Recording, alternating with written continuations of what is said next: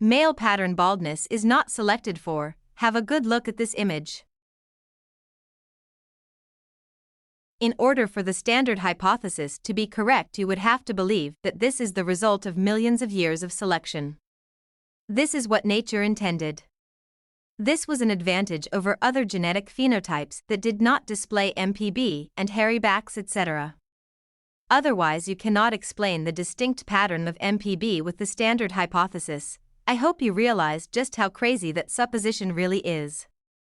Notice the typical pattern of MPB, and know that right below the bald skin is the galea, which is fused to the skin above it, unlike the sides and the back, and whose boundary follows exactly the area which is prone to baldness.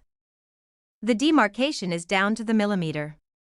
And they would have you believe that this is a coincidence. MPB is indeed caused by skull expansion and the ridges etc. that form and stretches the galea with the scalp skin attached.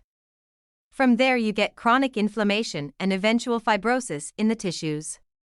Plus the tension in the scalp itself causes direct issues. This happens to a greater extent and much earlier than what is natural, due mainly to the input of the modern diet and lifestyle that also causes the bulk of other modern health issues. Insulin is the main regulator of androgens, and insulin resistance with high levels of liver fat will cause excessive levels of DHT in younger men.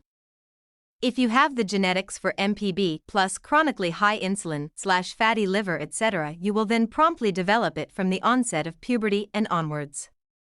It does not have to be that way. It's a disease of civilization mainly. A higher prevalence of metabolic syndrome was noted in androgenic alopecia.